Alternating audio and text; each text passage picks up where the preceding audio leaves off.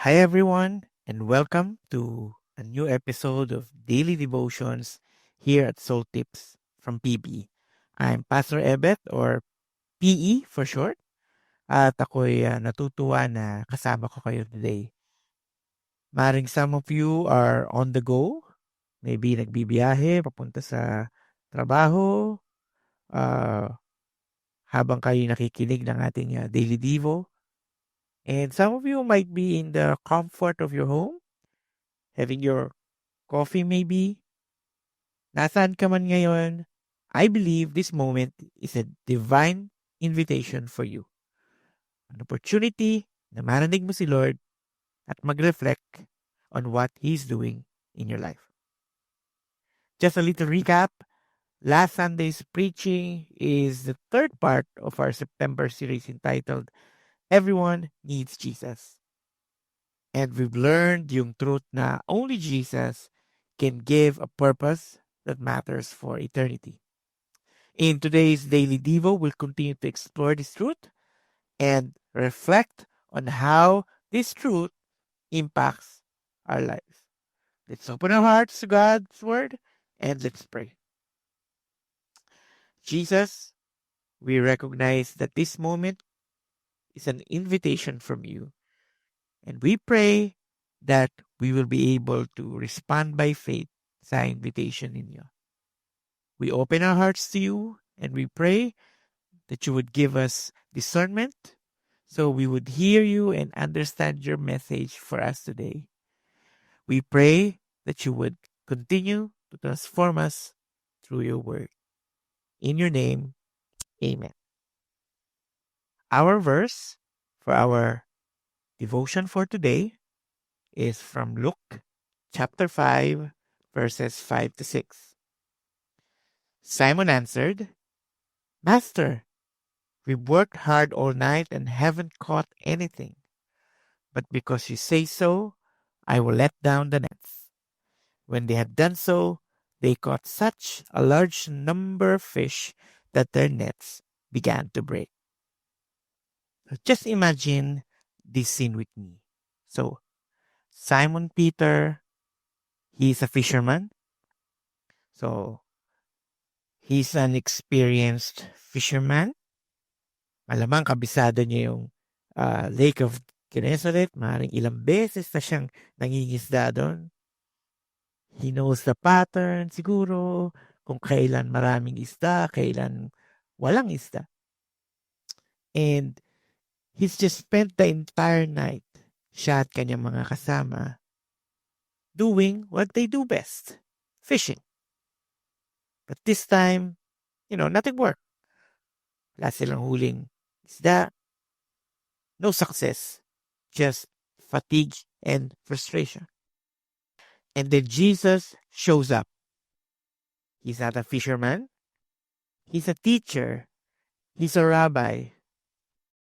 And it tells Simon na bumalik, pumalaot muli, at muling manghuli ng isda. If inimagine nyo yung scene na yun with me, most probably, naiisip nyo rin, maaaring naiisip nyo rin yung naisip ni Simon. This doesn't make any sense. Simon could have easily said, Jesus, na-appreciate ko naman yung advice mo, pero ginawa na namin lahat. Yung sinasabi mo sa akin ngayon, most probably it's not going to work. Sobrang late para mangisda ulit kami. But instead of saying that, ito yung sinabi ni Simon Peter. Because you say so, I will. And that's the heart of obedience. Ito yung pagkakataon na yung faith mo ay nasusubukan.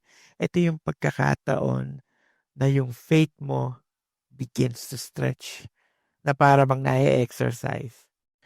Simon doesn't understand yung pinapagawa sa kanya ni Jesus. He doesn't feel confident about it. Baka nga polite lang siya kaya siya sumunod eh.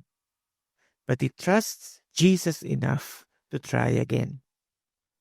And what happened next after sumunod ni Simon Peter kay Jesus? A miraculous catch of fish.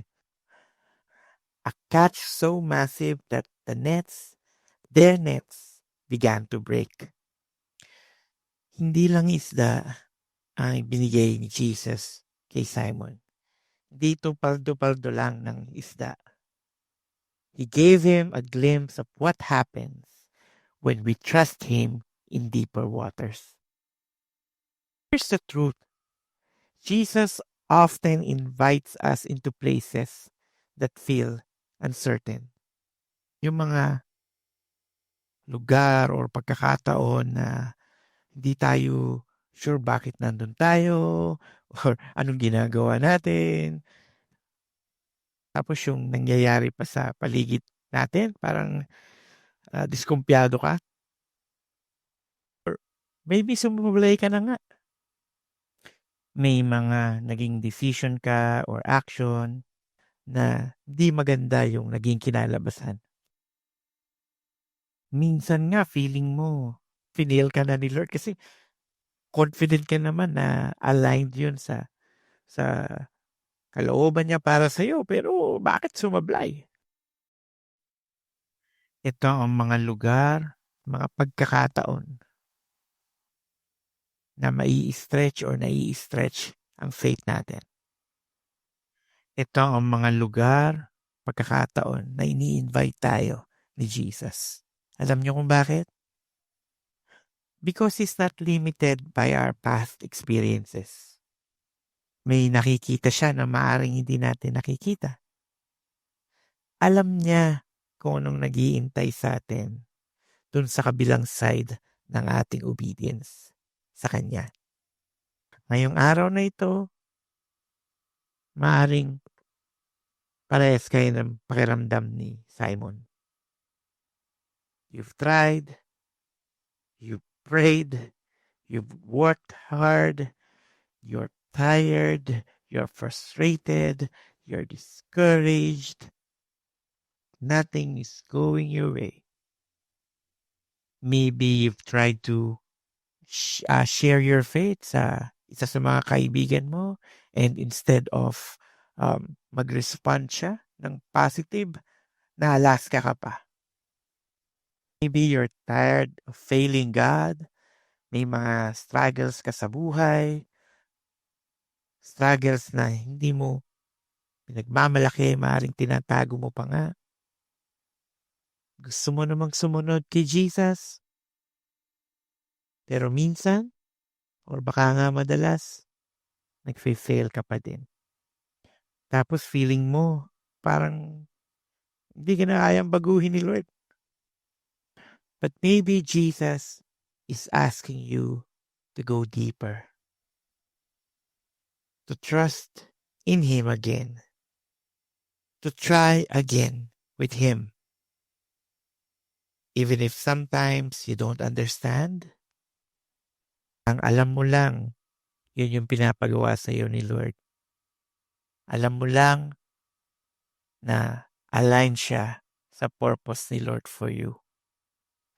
Jesus wants you to let down your nets, not because it makes sense, but because He said so. And that's where miracles happen. Not in the shallow waters of comfort, but in the deep waters of trust. So here's something to reflect upon today. Is there an area in your life where Jesus is asking you to trust Him again, even though you feel tired, discouraged, or unsure?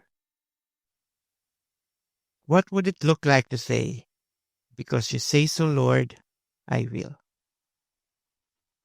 Let this question settle sa heart mo.